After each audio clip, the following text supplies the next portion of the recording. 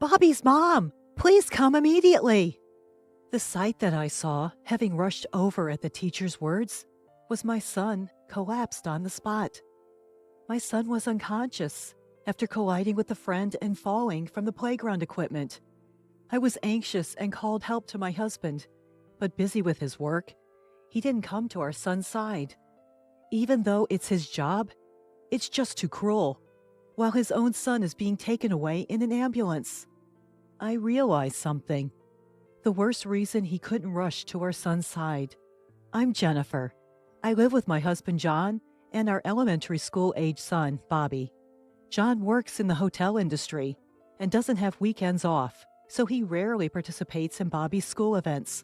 He's never shown up for parent-teacher conferences or sports days.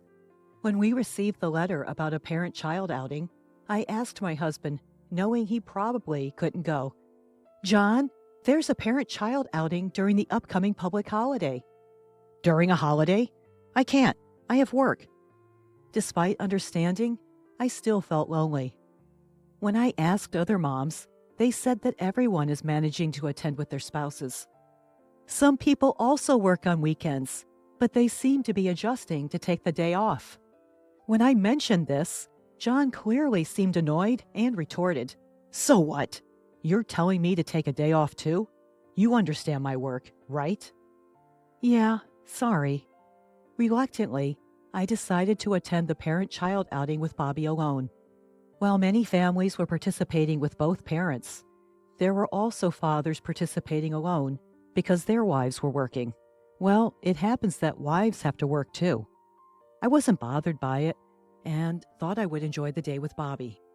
However, when the children go off to play, it inevitably gets lonely. The other moms were there with their husbands, so it was hard to join in the conversation. As I was sitting there, the teacher came running towards me in a panic. "Bobby's mom, please come immediately." "Huh? What happened?" "Bobby. He collided with a friend and fell off the playground equipment." "What? Bobby?" I rushed to the scene to find my son unconscious. The teacher immediately called an ambulance, and I got in with Bobby, who was still unconscious. When we arrived at the hospital, he was immediately taken to the examination room. Realizing I hadn't informed John, I quickly called him. "Hello, John? Something terrible has happened. Bobby fell from the playground equipment and hit his head. He's unconscious." "What? Shouldn't you have called an ambulance before calling me?" "The teacher already did that. He's being transported to the hospital and undergoing examinations now." "All right. You're at the hospital then. Let me know the results via email when you know." "What?" I couldn't believe my ears. He wasn't planning to come to the hospital in this emergency? "What are you saying? You need to come home now." In response to my cry, my husband replied in a flippant tone, "Hey, didn't I tell you I can't take a break during this holiday?" "But we're in a state of emergency right now. Don't you understand?" "I know you're at the hospital, but what's the point of me going there? There's nothing I can do at the moment. We just have to wait for the results. Let me know when you get any updates. Bye for now." With that, John hung up the phone abruptly. I was left staring at my smartphone, dumbfounded. He wouldn't even come home for our son's critical situation. As I slumped there, a man approached me. "Are you Bobby's mom? I'm Alex's father." It was Alex's father who had spoken. Alex was the friend who had collided with Bobby. I remembered him attending the event with his son as his wife was absent. Alex's father bowed deeply towards me. "I am truly sorry for what has happened." I hastily shook my head. "I heard from the teacher that Bobby and Alex accidentally ran into each other. It was a careless mistake on our part as well. Please don't worry about it." Standing next to his father, Alex, with his bandages wrapped around him, stood there with his eyes swollen from crying. "It's because I ran into Bobby." I reassured Alex gently. "It's not your fault, Alex. Bobby will be absolutely fine. Once he's better, will you play with him again?" Alex nodded tearfully. His father, looking relieved, thanked me. "Thank you for your kind words. My wife should have been here to greet you as well. I apologize." "No, it's okay. My husband can't come back from work either. Is Alex's mother at work too? No, actually. Alex's father hesitated. My wife is on a trip with her friends. It was planned before this field trip, so she couldn't cancel it. It's embarrassing. Oh, I see. I tried to contact her several times about the accident, but I haven't been able to reach her. As soon as Alex's father finished speaking, his phone rang. Oh, it's my wife. Excuse me for a moment. Alex's father quickly answered the phone and explained the situation to his wife. That's what happened. How soon can you get back here? 2 hours? But how are you going to get back? You can't drive, can you? Oh, a friend is with you? That's good then. Be careful. After ending the call, he reported to me with a relieved look. I'm sorry. I just got in touch with my wife. She has a friend who happens to be coming near here, and she will drive her here. It will take about 2 hours, though. I see. Then my phone rang. Oh, it's my husband. Excuse me. I excused myself and answered the call. John, what happened? I managed to get some time off and we'll head there. I'll finish work in about 2 hours and I'll head straight there. Really? That's great. After ending the call, I reported back to Alex's father. My husband will also be here in about 2 hours. It's good that we can both meet. Just then, we were called by the doctor who had finished the examination. According to the examination, Bobby had no abnormalities. He had just lost consciousness due to the shock, and they decided to observe him for now. Even though they said no abnormalities, it was still nerve-wracking not knowing when he would regain consciousness. As I came out of the examination room filled with worry, Alex's father was there waiting for me. He was holding Alex, who had fallen asleep from exhaustion. We started to chat about our families to distract ourselves from the situation. Alex's mother was a homemaker, but recently she had been going out with her friends often during evenings and weekends. When she was away, he would take care of their child. My wife usually takes care of our son Alex during weekdays, so I thought she should have some fun during nights and weekends, but now I regret not canceling her trip during the school field trip. As I listened to his story, I couldn't help but compare it to my husband John. My husband, on his days off, be it weekends when he has work, or even on weekdays, he always leaves alone saying he needs to unwind. In contrast, Alex's father is actively involved in childcare. I found myself confiding my husband's complaints to him. As we talked, I noticed a strange coincidence. The behavior of John and Alex's mother coincided exactly. The days they couldn't attend events. The weekdays they went out in the evening. They were all the same. I suddenly became curious and asked, by the way, my husband went on a business trip to Phoenix last month. Oh, when was that? It was the first weekend of last month, I believe. My wife said she was going on a trip with friends that day and came back with souvenirs from Phoenix. Could it be? We exchanged glances. It had been about 2 hours since we called John and his wife. The first to contact us was John. My husband will arrive at the parking lot soon, so I'll go and pick him up. I told Alex's father and headed to the parking lot. When I nervously peeked into the car, there was no one in the passenger seat. Could it be that Alex's mother is with him? That's what I was speculating.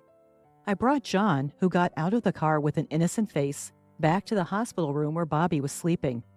After exchanging greetings with Alex's father, Alex's mother appeared. I didn't miss the moment when she and John looked at each other's faces and were momentarily lost for words. As if nothing had happened, John greeted Alex's mother. Ha, hello. Thank you for always taking care of our son. Alex's mother quickly returned the greeting in response to John's excited voice. Oh, yes. Hello. Likewise. Upon observing the two, I decided to stir the pot a bit. Oh, is this your first time meeting my husband, Alex's mom? Alex's mother answered in a flustered manner. Of course. It's our first meeting. Isn't it obvious? You don't have to deny it so desperately. It wouldn't be strange if you had met him at parent-teacher meetings or school events, right? That's impossible. I didn't know John's son was in the same class as my son. I hadn't called my husband by his name in front of her yet. She took the bait. This was suspicious. At that moment, I was convinced of my husband's affair with her. Moreover, it seemed that they had been dating without knowing that their children were classmates. Isn't it strange? How do you know my husband's name if you're meeting for the first time? Alex's mother was at a loss for words at my questioning. That is... Suddenly, John snapped at me to protect her. Hey, Jennifer, what's your problem? That's rude to her, isn't it? She's the mother of our son's friend. You should show some respect. Alex woke up to the sound of John yelling. And then he pointed at John and said, the man who comes to our house. A man who comes to our house? The hospital room fell silent. Alex's mother tried to cover up his remark in a hurry. Whoa, hold on, Alex. What are you talking about? Are you mistaking him for someone else? Perplexed, Alex continues. No, I'm not mistaken. Dad, could you lend me your tablet? Alex receives the tablet from his father, and with practiced ease, he shows a certain image. Look, this! The image displayed is of a toy train set in Alex's room that he had assembled himself. The toy train set is a product sold by a toy company. What's this? Isn't it the toy set that Alex usually plays with? To his mother's puzzled question, Alex points to a figure in the background of the toy train set. See this man? I remember him because I look at this photo from time to time. Upon closer inspection, the image captured the living room in the background of Alex's room, where a man, John, was seen chatting amiably with Alex's mother. With this, you can't dodge the truth anymore, I muttered, giving them a hard stare. Alex's father, too, was trembling with anger. He raised his voice at his wife. You've been inviting your lover into our house while I'm at work? And look at the date. It's the day I was away on business, wasn't it? I, too, was shocked when I saw the date. This date? Wasn't it the day John didn't come home because he was on a business trip? Don't tell me. You stayed over at Alex's house? That is... She said it was okay, so I just... John readily admitted his infidelity and shifted the blame onto Alex's mother. Hearing this, she hastily countered. What? You're blaming me? It was you who said it's a waste of money to stay outside, wasn't it? Alex's father put an end to the ugly argument. Enough. Inviting your lover to stay in a house where there's a child? You're unfit to be a mother. You're utterly despicable. I disdain you from the bottom of my heart. At his words, John flinched, and he quickly tried to paint the lover as the villain. Indeed, she's unfit to be a mother. At least I've never met her in front of Bobby. I care about my child, you know. What? What's this guy talking about? He's joking, right? I felt a surge of anger towards my husband. Are you kidding me? Even though Bobby was unconscious, you didn't even try to come home, using work as an excuse. No, that's not true. I mean, I rushed to the hospital, didn't I? That's because she decided to come back, isn't it? You didn't have the slightest intention of coming back until Alex's dad told her about our son's accident. I thought it would be okay even if I wasn't there at that time. Whether it's okay or not, that's not the point. If you're a father, you should rush to your child's side when you hear they're unconscious, shouldn't you? Despite that, you prioritized your trip with your lover. You're not a father, or anything of the sort. No matter what you think, I am Bobby's father. And what do you plan to do if Bobby doesn't wake up? Can you, a stay-at-home mom, keep paying the hospital bills? Without me, you and our son can't survive. Grr!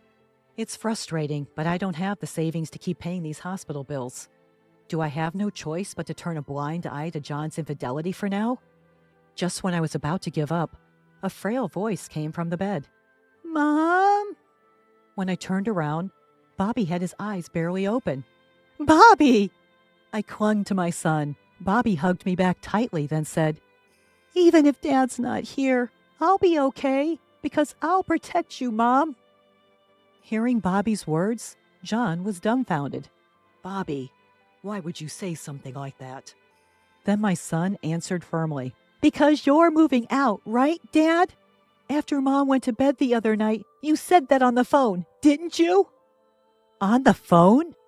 I heard you talking when I got up to go to the bathroom, Dad. You said I don't care about Jennifer at all. If it wasn't for the kids, I would leave right away and be with you. That's what you said, isn't it, Dad?